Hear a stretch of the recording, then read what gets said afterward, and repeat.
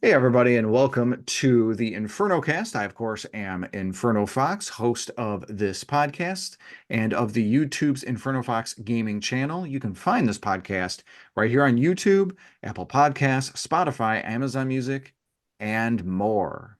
Also joining me is my fantastic crew as we are celebrating episode 30. That's 30, doing this for over half a year and 30 episodes in the bank, discussing our desert island games. But before I get into the topic, get a little introduction, let me introduce our fantastic cast.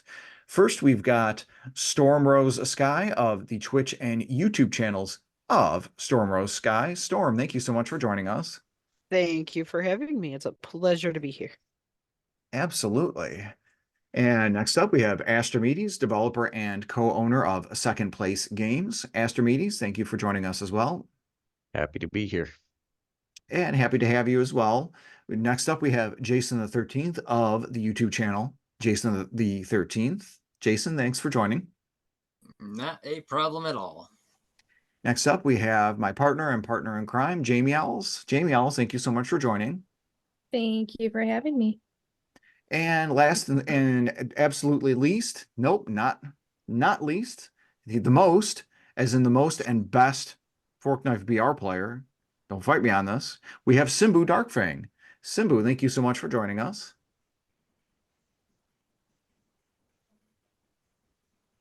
I absolutely agree. I can read I can read muted chat. Always great to be here on a lovely summer's evening in Hawaii, because that's where I'm pretending I am, because Chicago sucks. Oh, it's like Silent Hill out there. It kind of matches the fact that Simbu is a primary actor at Basement of the Dead. That's located in Aurora, Illinois. That's part of Chicagoland. That again is Basement of the Dead. So definitely check that out if you're interested in a scary experience. But we in Chicagoland don't have to worry about that, because look out the window and it's Silent Hill with all the fog. Nice and eerie. Although it's much better than the polar vortex that we've been dealing with. But better than all of that would be if we were on a nice desert island. You know, you got the tropical atmosphere, the seclusion and everything like that. To my audience, have you ever played the desert island game? Because of course, that's what we're going to be doing. And we're focusing, because we are a video game podcast here, focusing on video games. And this is, of course, assuming that this desert island has electricity and a TV, if applicable, to play our video games on. Each of us, we're going to be going through a round robin, going through our list of 3 non-internet desert island games, and pretty much like why we picked them, what it is about the game that makes it playable for the rest of our lives. And keep in mind, of course, we're old. Over half of us have literally gone over the hill. So for the rest of our lives, it really isn't going to be too much longer. The nice little morbid aspect for you. But, and kind of touching on the whole amenities thing, you know, the TV electricity thing, we're going to be given a bonus 4th choice, because we have prayed to the Polynesian god Tafri Mataya. He has gifted us high-speed internet, but only for this bonus choice.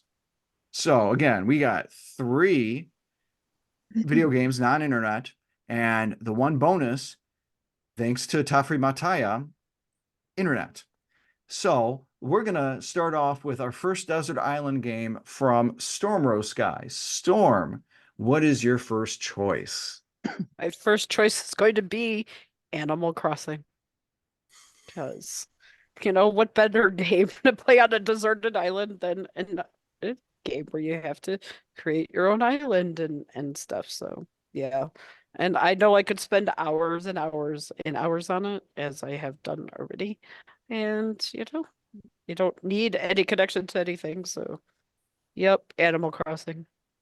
Is there no kind of continuing hunt that you feel like you would ever reach the end of? I'm not nearly as familiar with Animal Crossing as you guys, so I'm just curious. You think there's enough appeal in the game? It sounds like, or just the kind of creation aspect is enough to keep you occupied? Yes, to both. Because it could, if it hits the point where it gets boring or, stagnant, you can restart your island and get a whole new map. Because there are certain layouts, you have to choose one layout when you first start, and you are stuck with this layout forever. You can't change certain aspects of it. So there are things that you can change to, you know, um, make it go quicker, or if you get bored with one thing, you can trade it out for another. So you can try different builds for your island, basically. Yes, exactly. Now, my only concern, Storm, is without internet on it, you can't connect to any of those treasure islands where you can the people that farm. That's fine. I did it before the treasure islands. Treasure islands really didn't take off until May or June of that same year that the game came out, especially once COVID hit. And or maybe it was later that anytime. Anyway, I didn't really use them, so while it will suck because it would take like that much longer to get your resources and whatever, but there's the appeal of the game to, you know, it's supposed to take days and not, right away to have all of your wood and stone and whatnot. So while I've been spoiled by the treasure islands, not having access to them would suck a little bit, but at the same time, it's doable. Well, I Hey, would without think the too, treasure since island, without the treasure island, you'd have to just play the turn up stock market game and gamble with Yes, them. yes. And that's the biggest thing is going to the treasure island to get unlimited bells. So Mhm. that way, I don't have to worry about money because coming across the money in the game, you can by selling resources and things. It just would take a while. That would be like outside of all of the materials and things to not have the treasure islands for the money, the stupid turnips. That would be the most annoying thing, but it's doable. No, that's cool. I like that. I think that's a great choice, and it's I feel like it's very fitting because it's a game that you love. You have put some time into it, but it's also a fantastic comfort food game. Yes. Definitely. Now, Astrimedes, I'm curious because you have an eclectic, very interesting taste in video games overall. So one of the things we at the cast here were talking about is, this day, what would we do if we ran into doubles? We're not going to run into doubles with anything that you pick. I'm going to guess. So, Astrimedes, hit us with your first choice. For my first choice, I'm going to say Darkest Dungeon 2. I mentioned it on the podcast a few times, but I play a lot of roguelike games in general. Obviously, for like a desert island choice, I feel like a roguelike game is a good option, being inherently replayable. Darkest Dungeon 2, as compared to Darkest Dungeon 1, actually adds the roguelike element. Darkest Dungeon 1 was not roguelike. I think it was a huge step up in terms of just the flow of the game to make it a roguelike game. So I think Darkest Dungeon 2 has enough kind of depth in the combat and different kind of build options and sort of like weird, almost kind of voluntary challenges you can take with like making strange party makeups and trying to still kind of survive. It has like Final Fantasy 1 appeal in that respect, where it's a very open-ended four-member party in a turn-based combat thing. So yeah, Darkest Dungeon 2, I feel like would. I still have many. I've put I want to say I actually was just looking at my playtime in this, and I put 145 hours so far into Darkest Dungeon 2. Darkest Dungeon 1, I felt like I played a ton of, but I played that for a longer period of time than I've been playing Darkest Dungeon 2, but I only put 190 something hours into it. And I still feel like there is a ton of depth and a ton of kind of more mastery to gain in how to play Darkest Dungeon 2. So I think it would be an appealing choice for me. And I like the themes. Maybe it's a bad choice to pick a game with themes of kind of depression and guilt, and kind of self-doubt and an acceptance of failure for a solitary desert island game, but maybe it's a perfect choice too. Yeah, because I mean, it may fit the overall mood that you could be having on the desert island, but it would paradoxically be like opposite sort of expression to where you physically would be at, like this bright, beautiful tropical desert island versus the whole sort of morose environments and feelings. Yep. No, that's cool. I like the idea of like that we make the Final Fantasy one sort of reference where that game had its own inherent level of replayability based on the party that you pick in the beginning of the game. So the idea that you can have that on top of the roguelike aspect to it, like that, I definitely see that as like a huge positive. I think that's a great choice.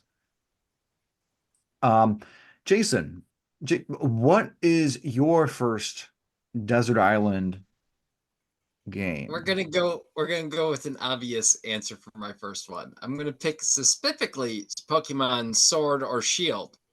Because since I've already got the DLC to it, I can shiny hunt the entire Pokedex, plus all the legendaries that they put into the DLC that you go through, and you got to keep going over and over and over because you can actually shiny hunt 90% of the legendaries in the game there.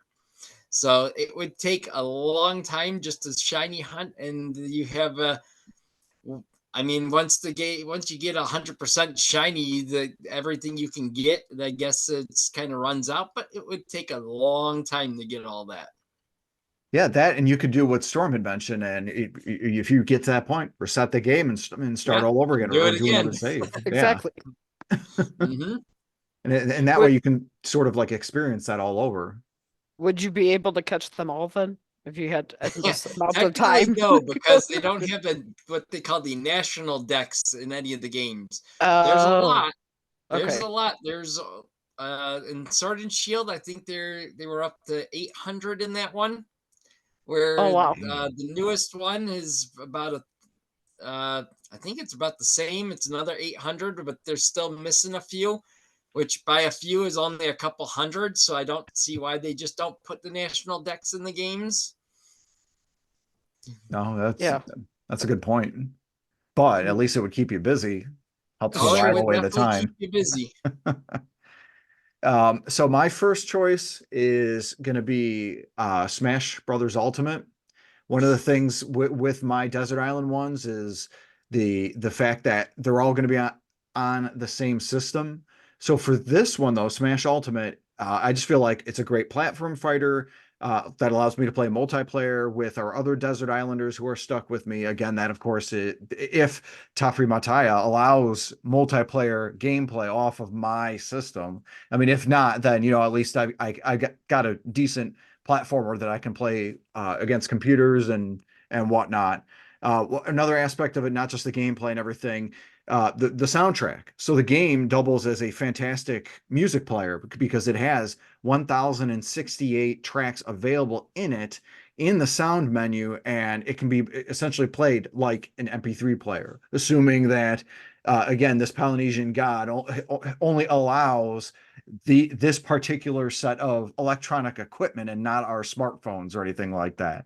So getting into the weeds there, but overall Smash Ultimate, fantastic fun sort of gameplay and a platform fighter and everything like that. I could get a lot of time, especially a lot of the one player modes, getting to see if I can beat with all, what is it, 81 characters, beat it in the hardest difficulty, and a lot of the, like with the classic mode, all-star mode, so on and so forth. So there's a lot of time that I could spend on that. So Jamie Owls, What would you say your first desert island game would be? Uh, I thought long and hard on this to really imagine myself if I were trapped on a desert island, what games I would bring with me that I know I would never get sick of. The obvious answer for those of you who know me, I'm a big Spyro fan. So I would probably bring the Spyro remastered version. That way all three games are under one disc that I could just play all three of the trilogies at once. So that would be my first game to bring. Nice. And that entry you played since it came out, what, about 4 years ago, 5 years ago? 2018. 2018. So wow, Mhm. pretty much six years ago. And I think I've seen you replay Spyro 1 at least 3 or 4 times now. So Oh, there'll be a fifth time this year for sure. I love having those sort of games where you can it's the whole Christopher Lee rereading Lord of the Rings every year. That's he used to always do. And like I've got my own games that are like that myself. So Yeah. Spyro definitely an excellent choice for you. When I need to go to my happy place, I pull out Spyro. Aw. Uh, Simbu, how about you? What would be your first desert island game? All right. So now, if this may be considered cheating, but I would go with the Assassin's Creed saga. Is it on one single disc or a cartridge? Okay, then no. But can I use the Ezio collection, which was a purchasable in a one set download? You sure as heck can, because I've seen that physically on the Nintendo Switch where it contains 3 of the Assassin's Creed games. Yes, absolutely. Then I will go with the Ezio trilogy because the games are long. There is a lot to do. There's a ton of collectible hunting. And of course, you run around and just find new and interesting ways to knife people, knife the guards, I should say. And I'm gonna speak on a front of no knowledge or low knowledge. Isn't the Ezio collection like the best Assassin's Creed games? Yes, Okay. the Ezio trilogy was the like peak for Assassin's Creed. Not to say that the rest of them weren't decent or good, but as far as innovation, it was instead, and emotional engagement, so to speak. Because like with first Assassin's Creed, you had Altair, but you only saw him for one game. Ezio started with set up the Brotherhood and the Revelation, then the Revelations. Um, so you had him for 3 games. So there was a huge emotional delve into the story, and you kind of saw him grow from a 20-year-old, 20-something punk to a 30 to an older man. Like probably I'd say maybe 50s ish. I want to say, given the time period, the life expectancy for the times. Cool. Yeah, I love it. I think that's great. It's a really good choice because you really get the whole kit and caboodle of I think it's like a collection of 3 games, but it's like the best 3 games. Like Yeah, that's it's smart. Assassin's Creed. Yeah, Assassin's Creed 2, Assassin's Creed Brotherhood, and then Assassin's Creed Revelations. Nice. So we've completed our first round. So we're doing pretty good. Storm, what is your number 2 choice? My number 2 choice would be The Sims. And I'm talking Sims, The Sims on PC. So I will have Nintendo Switch and a laptop.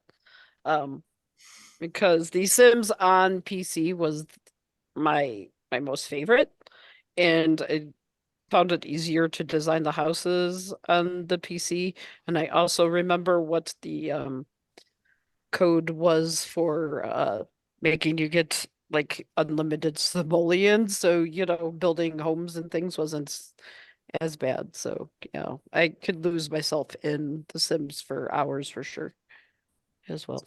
So Simbu would probably laugh at me here, but I'm going to be Mr. Pedantic.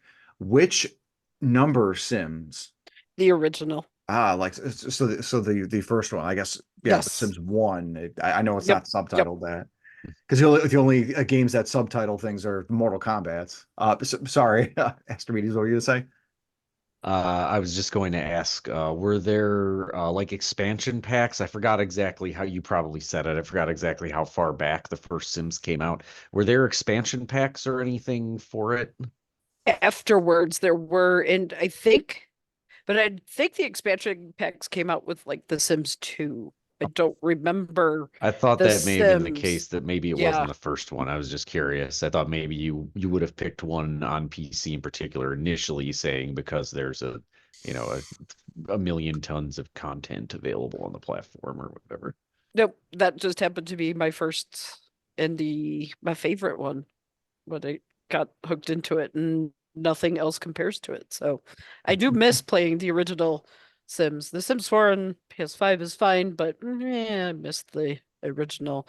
And yeah, I remember when The Sims 2 came out, and that's when all of the expansion packs started, and then I just couldn't keep up with them because they had so many, and they still have so many expansion for it. So anyway, but that's my number 2 pick. Nice. I like it. Astrimedes, how about you? What's your number 2? I would probably say Caves of Cud, spelled QUD on PC. It's traditional roguelike game, top-down, sort of tile-based graphics, but very well done tiles. I don't know the resolution offhand I play in or anything, but pretty well done, custom little tiles, actually very colorful. It actually has a lot of atmosphere, one of those games too. It has like a really interesting custom soundtrack that sounds somehow very much like the world, which is like a post-apocalyptic, kind of gone wild, and then there's an ancient race that had a bunch of technology sort of setting, with mutants and technology and fantasy stuff sort of all going on. But it's really deep. It's pretty insane with the build options. It has pretty insane things, like you can be a psychic character that puts your consciousness in other things, and you can make things sentient. You could, for example, do something like give a door sentience and then put your own mind in the door and then get trapped in the door forever, if you actually mess something up and your body dies on the outside. But there's, again, in terms of like a good desert island pick, I think in part like the kind of like self-directed goals thing. You can do a lot with kind of like very strange self-directed goals. I'm gonna break into this fortress, with only these things or with this kind of character. And it's really deep. It's very, as I said, kind of like thematic. It really like nails the mood very well for especially for a traditional roguelike game, where often there's sort of this almost intentional attitude that it being ugly is sort of part of the package. But not so in this game. If someone wanted to try one of these intimidating top-down roguelike games and they can't get over how they look, that's the main problem, I would suggest trying Caves of Cud for a very traditional experience that's actually very aesthetically pleasing at the same time, and has a really kind of rich like story and lore, which is again something you don't necessarily see a lot of in traditional roguelike games. Nice. And while you were talking about it, I pulled up the some screenshots of it, and if I was looking at the right thing, it had like this real like old school computer type look to it. Yeah, they put by default, I actually turn it off when I play, but by default there's actually a like old CRT monitor shader they put on over it. So it gives the like mild appearance of like I don't remember if there's curvature as part of it or not because I haven't played with it on in a long time, but it definitely the tech, even the font choices and stuff too though in the menus also kind of make it look old school. So there's the CRT layer and then there's that. So yeah, it has this like the world is like overgrown and wild but also full of like weird old powerful ancient technology. So it's kind of weirdly in keeping once you kind of see what the world is of the game with the world. Nice. Very cool. It definitely sounds like a lot of fun. Um, Jason, how about you? What is your number two? So my number two is going to be the first repeat of this podcast here. I'm going with Smash Brothers Ultimate also. And on top of everything you already said, Inferno Fox, I had also that I could take the time to master the characters and get better. So when I ever do come against you and play against you again, I'd have a better chance of beating you. Like, I guess that plan's blown out the window since I'm also going to have the game. Yeah, I know. I won't get a chance to catch up to you there. But no, and seriously, half of the reasons you were saying, I was going to pick it also. That you have the 80 characters that you can master, and all the different, even just the first player versions and like different things you can do in it. It's enough variety that would keep you busy forever. Nice. Very cool. Yeah, that was one of the big reasons why I wanted to put that there, for at least for me to have that sort of an experience. But since you're going to have it too, you know, Tafri Mataya, he, you know, can't be mad if we're going to play against one another, because there is the ability to connect locally with the Switch if both people have a copy of the game. So yes. Well, Jason the 13th, maybe if you throw out all your other games and only play Smash, maybe you can outpace him on the training. Well, I picked my picks because of the fact of how much content is in it that it would keep you busy for a long time. It definitely would.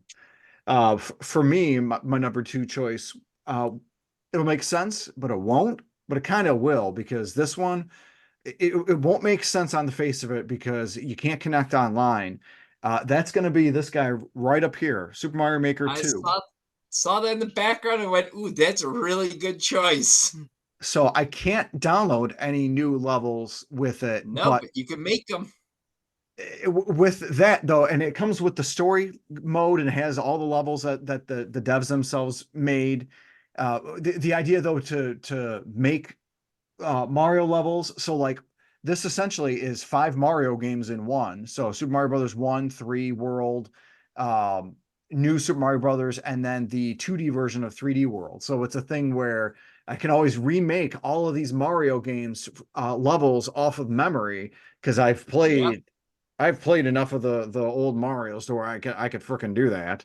And one of the cool things with this is it also has the ability to literally create your own worlds, to where you can create 8 worlds, put 5 levels on each of the worlds, have unlockable content, even stuff to where you can have add mini games to gain more lives, and essentially make your own Mario game with 40 levels. And it's something that I've done, and I've uploaded footage of me playing my own sort of game here on Inferno Fox Gaming. So it's a thing where in that way, it's endlessly playable. And I can even, if I create the levels, and again, if said Polynesian God allows others to play my Switch, they can play my levels and suffer through some of the ones that I've made. So and if you ever master a level, you can just go in, re-edit it, and make it harder. Exactly. And I can have the torture continue. And if it ends up being a deserted island thing like Lost, where apparently we've all been dead anyway, and we're all in purgatory. Spoiler warning, by the way, if you watch Lost, then we've got these games to last us all eternity, and so we're set there. Okay, was that really the ending of Lost, the series? Yes.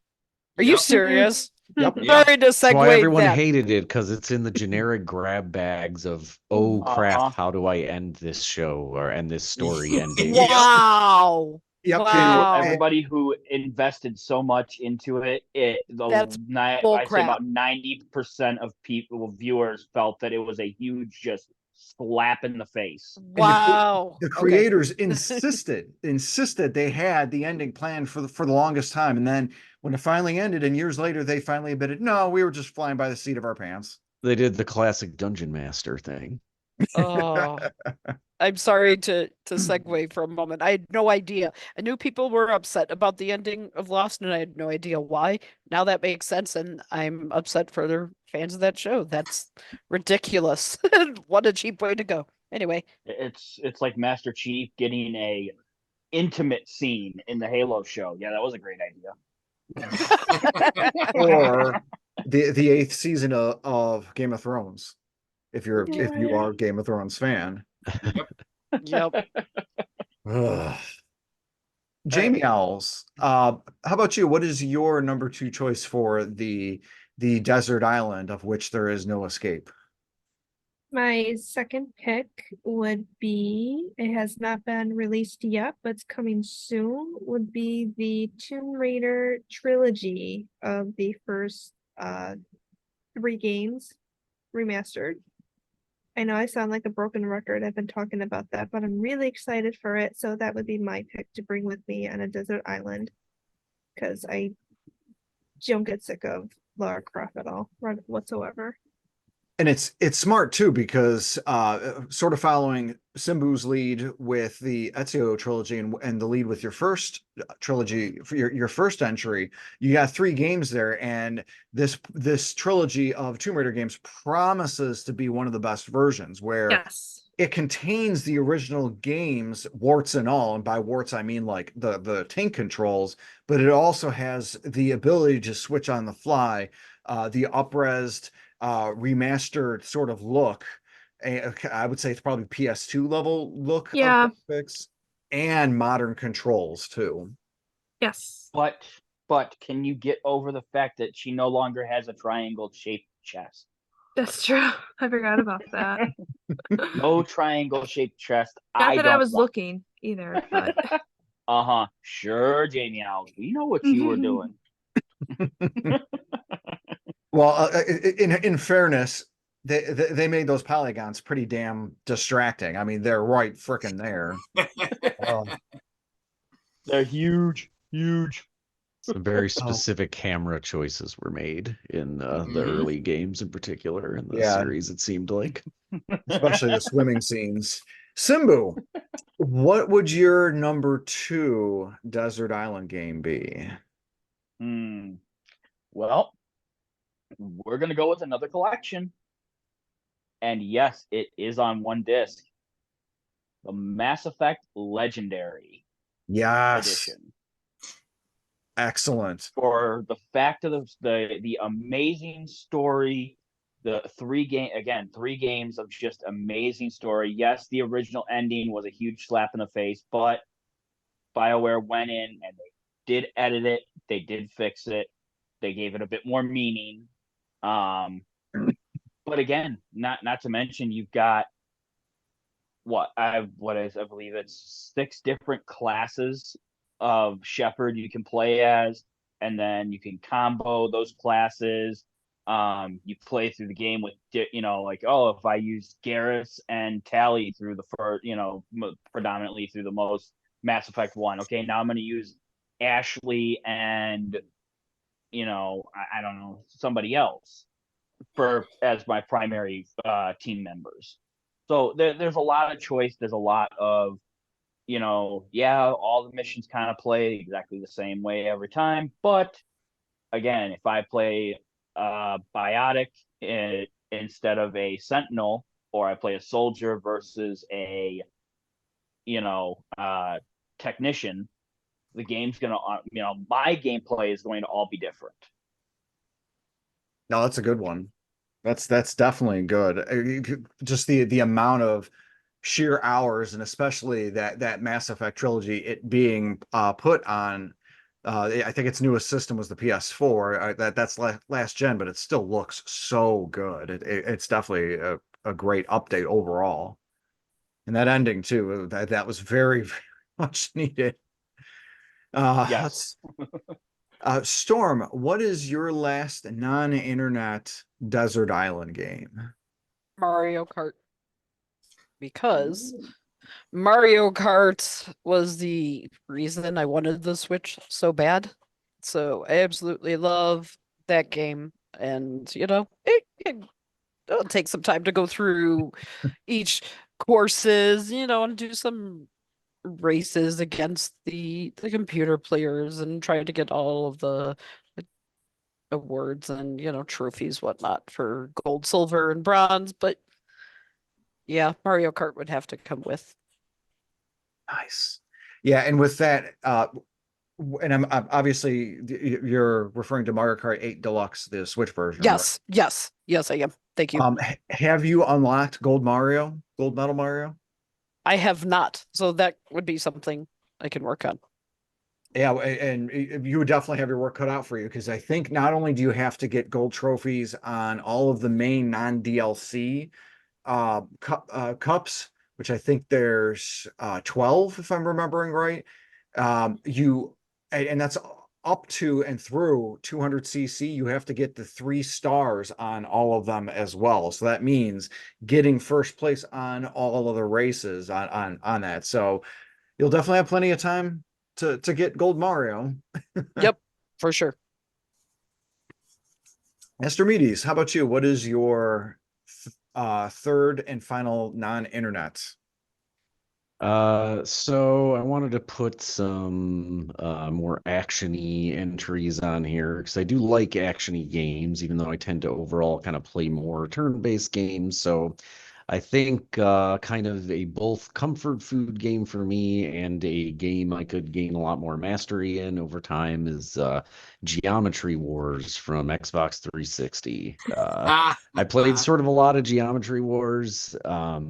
And I ended up being kind of surprised by how much longevity became. Like it was almost a daily ritual while I had my 360 set up, where I'd play, at least a game or two Geometry Wars just for the heck of it when I got home from work or something like that. So I think Geometry Wars would be a fun. It's also really can be very short sessions if you want it to be. So could see it my desert island scenario. If I wanted to do something a little less overwhelming, like the kind of undertakings that most of the other games on my list are, I could mix things up with a few games of Geometry Wars in between.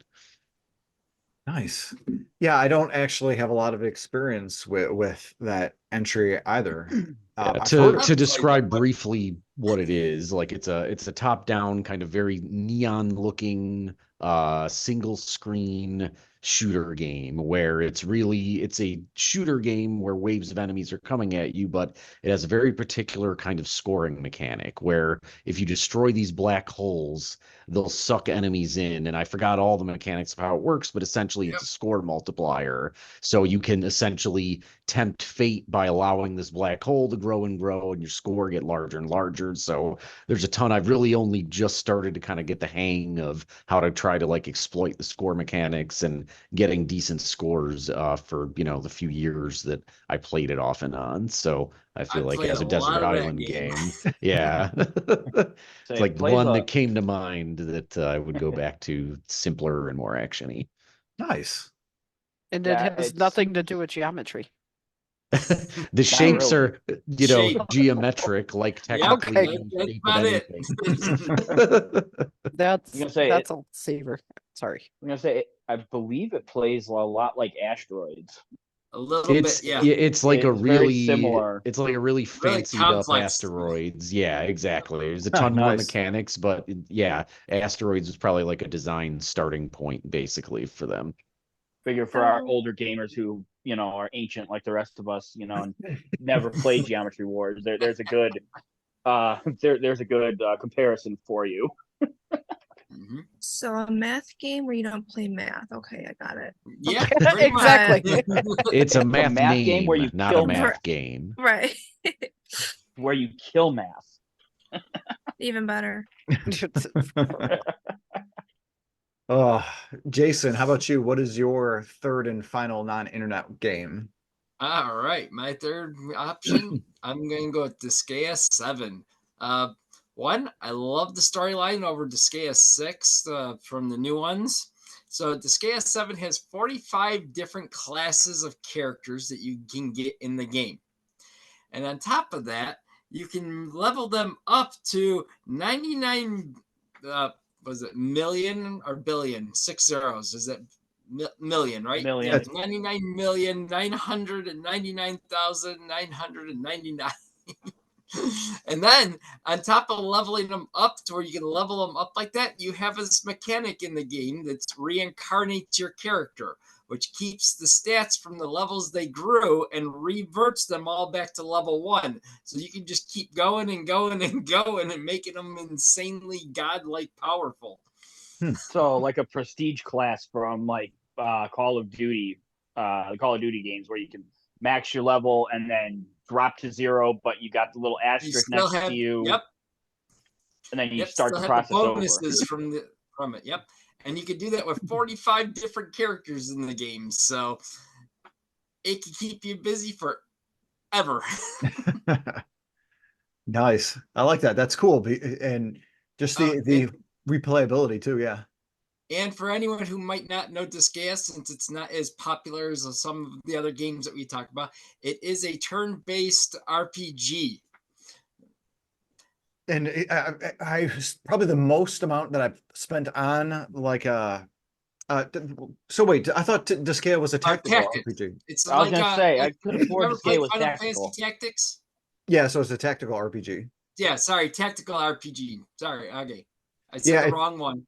It's funny because it reminds me of the 200 plus hours I threw into Fire Emblem Three Houses, and that was just due to the sheer story because each gameplay has 50 hours and there's 4 different paths, not counting the DLC, which is another, I think, 50 hours. So, yeah. My third and final non-internet choice is going to be The Legend of Zelda Tears of the Kingdom. I needed at least one open world game on the list, and I debated between that, Breath of the Wild, Skyrim, or even something like Witcher 3. And I've actually never played Witcher 3 myself. So that'd be something where it would be novel the first time I play, but then I risk the chance of, well, I've never played it, and if I hate it, then I'm stuck with this game that I hate until the end of my life or eternity, or however the lost creator gods invest my time here on We live forever on the island too. That makes the game choices extra important. the island. Inferno Fox didn't take Ocarina of Time. Unacceptable. And Not as much play. yeah, the thing with Tears of the Kingdom though is I've invested 150 hours into my first gameplay of Tears of the Kingdom, and I've probably put in 150 hours into Ocarina of Time and probably have replayed that about 10 different times. So with Ocarina of Time itself being a linear experience and not short, but long for the Nintendo 64, I'm going to get a lot more bang for my buck with Tears of the Kingdom. On top of the fact that you got the building mechanics and you can build these crazy dragsters and other obscene, ridiculous kind of architecture. And then you, on Star top of that, Destroyers. you got 4 layers of the world itself. Of course, you got the sky, the ground, the caves, and then the depths. So with all of that and just the cooking and the endless quests, which they're not, obviously it's not endless because there is an end. I feel like it makes Tears of the Kingdom like endlessly playable. So yeah, That almost made my list too. yeah. Not even Jamie close to Owls. making my list. No, not for you, Simbu, but Jamie Owls, what is your third and final non-internet desert island game? I'm gonna go with Stormrose on this one, and my third pick would be Animal Crossing. Exactly what she said. If you're on an island, I might as well play a game when I'm on an island as well. Exactly. Yeah. So that is my third choice. And plus two, I could change it up whenever I want. So yeah. Nice. It's a good choice. A lot of the reasons that both you and Storm had mentioned are very very salient. It makes a lot of sense, and just the replayability and everything that you can do with it. And there's not to say that you can't decorate your our own island home in the island, but you may not be able to do it to the level that you can in Animal Crossing. You can use it to prototype design ideas for your real island. That's true. Yeah, that is true. That too. Although I don't know if you can still trade fish for like stuff like you can in Animal Crossing. Maybe, I don't know. Depends on the community. Depends on who has all in the island, I guess. Depends on how alone and crazy you are. And whether or not Tafri Mataya has deemed it so or deigned it so. So we must all pray to the Polynesian gods. I just need to find a volleyball and name it Wilson. There you go. Oh, we just got copyrighted. Uh-oh. Hey, you're not allowed to say the name anymore. Simbu, how about you? What is your last non-internet desert island game? All right. So for everybody who knows me, Star Wars is making this list. And it's going to be Lego Star Wars, the Skywalker Saga. All 6 films, or all 9 films in one Lego game. Simbu, your pick seems to have maximized for game count.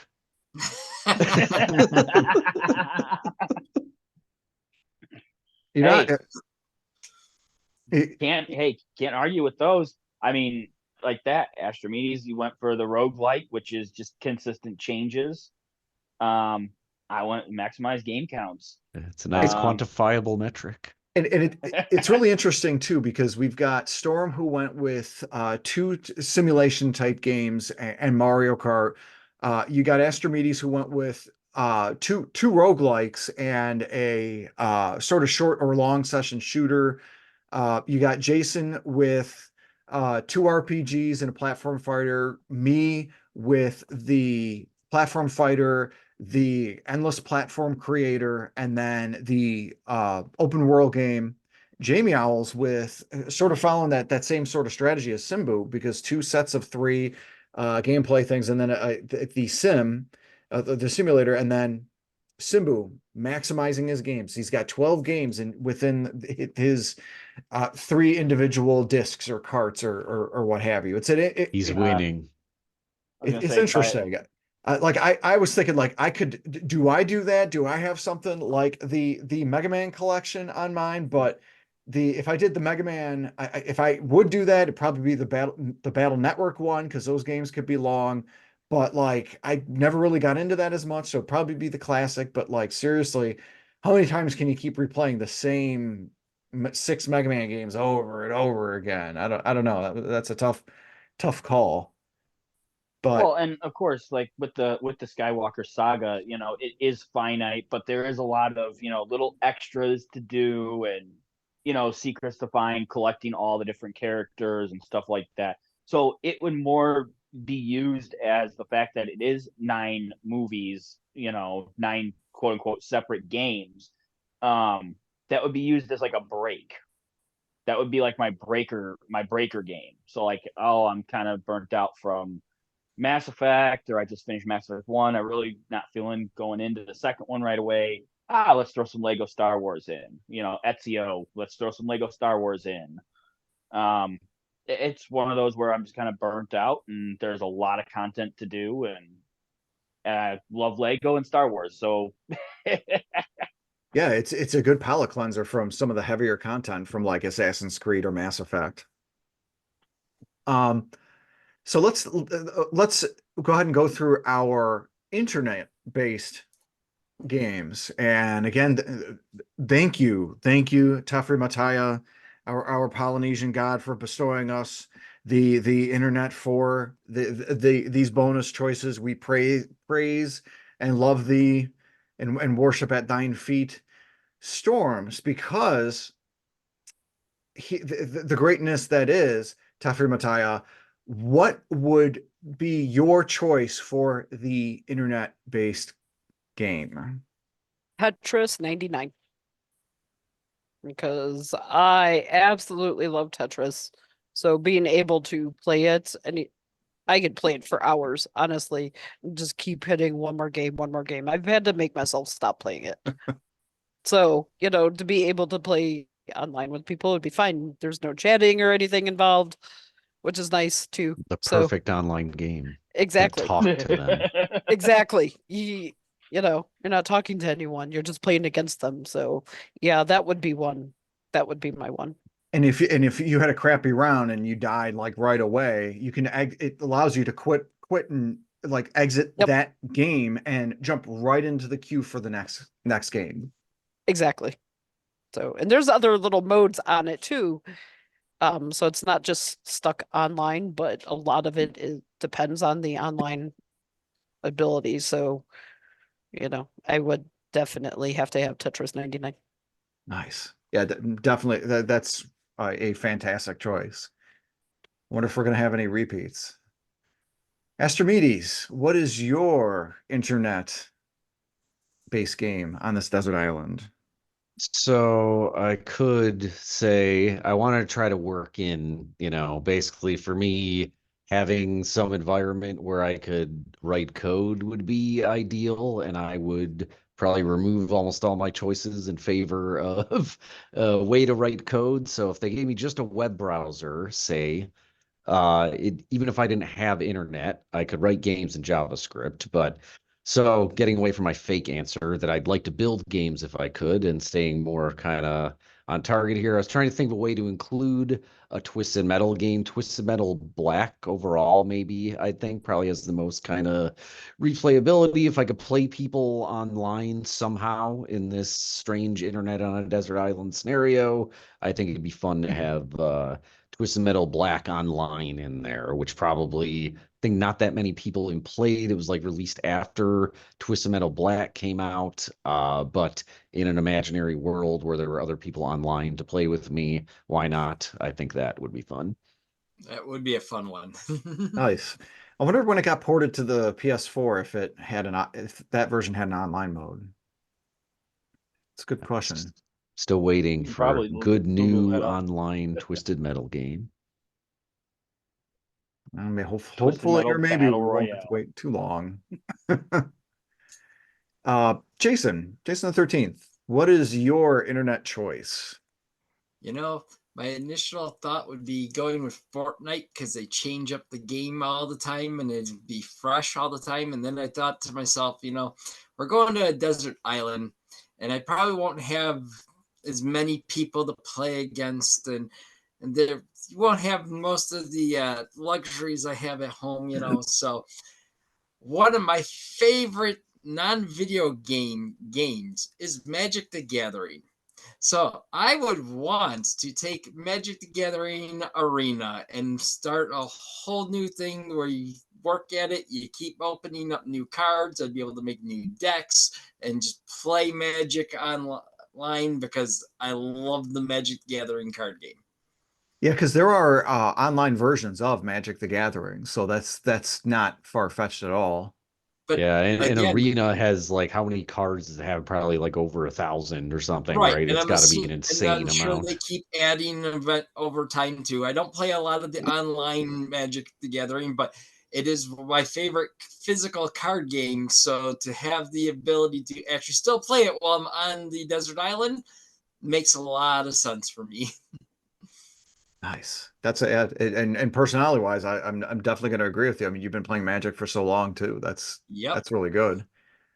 So mine is this guy right up here, and that is Final Fantasy 14, A Realm Reborn. This says the complete edition, but It's essentially the online. With that, it actually was a toss up between that and Tetris 99. But my thought was, since I'm stuck on a desert island, by having an MMORPG at my fingertips to return to, and honestly, this is probably one of the best MMORPGs ever released, even still to this day. At least I can transport myself, or at least my avatar, to the humongous world of Heideland and Eorza, and just there's still so much game to that it was near endless. I probably pumped 4 months into that and got the main game and the first expansion pack done, and barely treaded the surface of like the home building, because there's home building. You can create communities, you can have your own. Just the amount of stuff that can be done with that. The battle system is fantastic too. And of course, I mean, it's Final Fantasy. It would have been something where maybe one of my Desert Island games would have been the 999 one's a Final Fantasy, but how, I get tired of playing the same one again over and over. At least with this, I can do raids with other people. There's still a really large and robust story to it. Definitely one of the ones that I could see myself and being stuck on a desert island. I mean, this and the other three games, that's it. Now I have the time to actually maybe finish 14 if it really was the rest of my living life. If it was the Lost scenario, then it's a lot of gain to spend a good amount of time in purgatory, and then I could always reset my character or create another character and go through all of the 20 plus classes at this point. So Jamie Owls, what would be your internet base game? For me, it would have to be The Sims. If I'm gonna be stuck on an island, we're talking about me isolated. So my form of socializing is just creating sim characters and talk gibberish with them. That way, with The Sims, I have different whatchamacallit, add-ons or updates that I can add new features to the game. That way it's never the same, it's always different. So also I can create like houses and pretend I'm living in a normal world while living on an island. So yeah, that'd be my form of peopling, I should say. So which The Sims version, edition, whatever, would officially your pick be? As of right now is Sims 4 Cats and Dogs. Nice.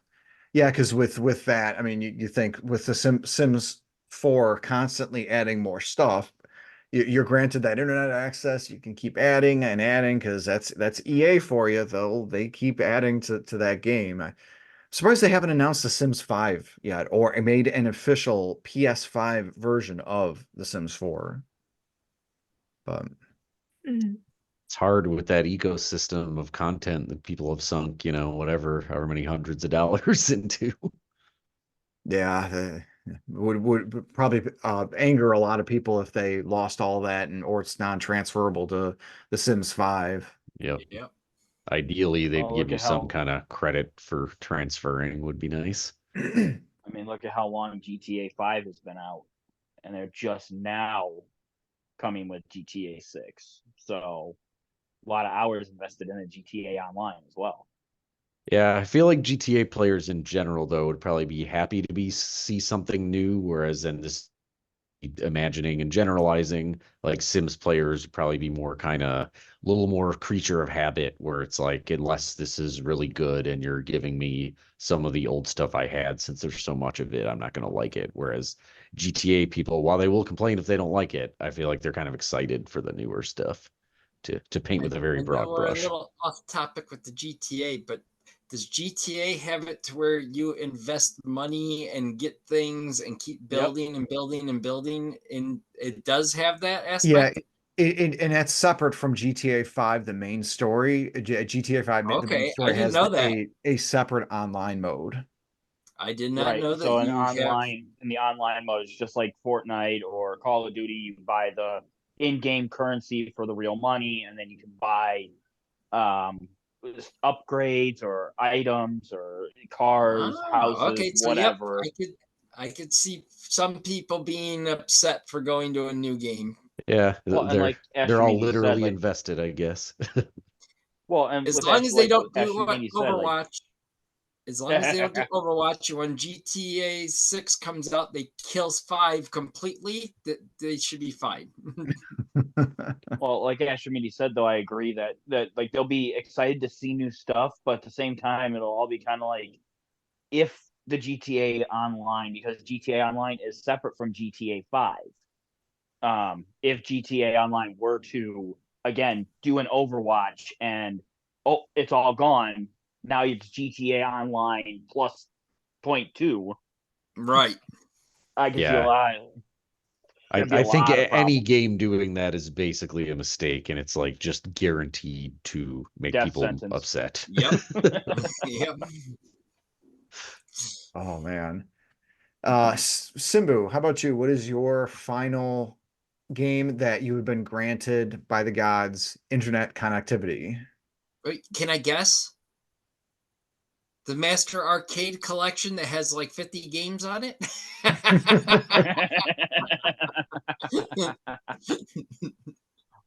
So I will, for my first answer, I'm going to take the cop out answer, and I'm going to say Fortnite, just because of the depth and wealth of, you know, the rabbit hole of content you can fall down through. Yes, I almost went with Fortnite. You know, so in the respects of Jason the 13th, you know, again, like there's this a massive rabbit hole of content, and that's not, you know, that's just the battle royale itself. Now you get into the creative stuff, and I mean, there's tens of thousands of maps to go screw around with. Plus, you got Rocket Racing, Fortnite Festival, Lego Fortnite. I mean, it's literally it is a meta game, but that is an honorable mention. Oh, I would actually take NHL. Which one? Let's go with, I mean, honestly, I don't really know. I really don't know which NHL game. I would just want an NHL game. Okay, I'm gonna put you down for NHL 04. No way, you said it. You said online. What's the first online NHL game? Are they on? Now be careful, because you might be you might be trying to rib me, but some of the older NHL games actually have more user-friendly controls than some of the new complex ones. I'd argue that the NHL in the mid 90s on the Genesis are the far superior versions of these NHL games. NHL 94, the only one I played. Yes, NHL 94, yeah. You could fight. Where you spent all game consistently trying to make somebody make the little puddle of blood appear on the ice. Yeah, me and my brother just tried to fight each other in the game, and then in real life. But the reason why I'm taking an NHL game, because I enjoy hockey. Much like everybody else has said, like Storm said with Tetris 99, there is that play online against other people, but I don't have to talk to them. So while the gameplay stays, you know, it's a gameplay loop, much like Tetris, you know, go down, score, come back, defend, go down, score, come back, defend. It's one of those games where it just consistently changes depending on who you're playing. And the fact that it's connected online, if they do roster updates, maybe you're covered. Maybe you're covered until we're assuming this is a thing where if it's for life, then EA will be doing that, what, 5 years, 3 years? If it's for purgatory and we're stuck on the Lost Island, I mean, you're set for eternity. But then again, like you're going to won't be able to recognize a lot of these names, and then of course at that point it really won't matter. No, because a lot of these games you can create your own players, your own teams. So that's what I would probably end up doing, making my own team and just taking my team online and playing against people. Nice. So there you have it. We have a fantastic set of choices for our desert island games, a lot of sim heavy for some individuals, RPG for others, roguelike for more, and then just the quantitative number of games for others still. So it's really a great set of choices, or with me specifically, mine was very Nintendo heavy, very, very, very Nintendo heavy, except the exception being this guy here. So definitely make sure you let us know in the comments section below if you're watching us on YouTube, what your desert island choice games are, because I'm curious to see if yours match ours, or what would yours would be. Are you going to light a series of 13 candles arranged together in such a way to where you free the feng shui energies so that you can put your prayer to the Polynesian god of Tafri Mataya so that your desert island wishes can come true? Let us know in the comments section below. And I just want to do a big thank you again for our fantastic cast and crew here. And that of course consists of Stormrosesky of the YouTube channels of Stormrosesky and Twitch. Storm, do you got any upcoming videos coming for your channel here? I do not have anything currently planned. I have a plan on working on one of them. I've slowed down on the YouTube thing just a little bit because work has picked back up and then I got sick. So the long answer, whatever, not short answer, I think, is that yes, I do have one of my favorite video games that I want to do, but it includes like footage from me playing those games. So I have to get all that together, and that's a bigger project for me because I've not done something like this yet. So Only you knew someone that knew how to do things like that. I know it stinks that I don't know anyone at all. Really don't think. Darn the luck, darn. I know, darn. No, that'll be fun once you get the footage and you start putting that together. The editing aspect and everything. It's good experience, and you'll have fun with it, definitely. Also, a big thank you to Astrimedes, again, developer and co-owner of Second Place Games. Astrimedes, thank you for joining us.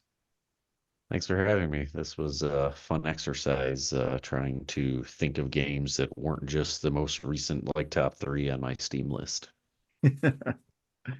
Definitely. It was a lot of fun to think of too. And also the big thanks to Jason the 13th of the YouTube channel, Jason the 13th. Jason, thanks for joining us. Not a problem. As Astrimedes said, it was a very fun episode, and it's amazing that we didn't have very many overlaps. Yeah, definitely. I think there was just yours and my overlap with Smash Brothers, and then The Sims or yeah, Animal Crossing. Yeah, Animal Crossing and The Sims kind of with Jamie Owls and Storm. So that's pretty cool. And of course, big thank you to my partner and partner in crime, Jamie Owls. Jamie Owls, thanks again for joining. Yeah, thanks for having me. I made my choices a week prior to this podcast, and I have a tendency to change my mind a lot. So I was really, really trying hard not to make any last minute decisions. So I kept with what I originally have, but I tried, and I did well. So yes, maybe after the podcast, I'll change my mind. So be like 50 comments from her down below in the comment section of her changing games. This one. Oh wait, how about this one? Wait. It's gonna be like 50 different lists. We'll just do the same topic every week, and all of our picks will mostly be the same, and Jamie Owls will always change. Yes. I may have one or two. Tetris Effect may have to go in there somewhere. I was surprised Tetris didn't come up more often, actually. I was glad we saw it at least once. Yeah. That was tough for me because like I just finished working on a Tetris related video I got coming out in a few weeks, and I've played about 16 different versions of Tetris, and a great number of them were fantastic. There was one in particular that I featured in my video on my number 2 slot that surprised the heck out of me that it ended up that high. It even beat Tetris Effect Storm. Wow. The fact that it was better than that and it wasn't Tetris 99, I really surprised the heck out of me. And viewers, make sure that you subscribe to Inferno Fox Gaming to be able to catch what that's going to be. But last but not least, huge thank you to Simbu Darkfang, level 5 grandpa, and the best player at NHL 09, who will now play that in perpetuity through eternity in our purgatory that is the desert island. Thank you for joining us, Simbu. It's always fun to be here and you know, not get lost in the fog of Silent Hill. I mean Chicago. I mean whatever. Where are we? Right. There's a funny looking nurse outside. Don't open the door. Yes. Oh, that's the reason I should open the door. Hello, nurse. Oh Lord. What a way to go, though. Living my Animaniacs dream. Oh man. And a final thank you to our fantastic audience for listening and checking out. Make sure you subscribe here on YouTube, as well as where all podcasts are downloaded and digested, Apple Podcasts, Spotify, Amazon Music, and more. Thanks again, and have a great day.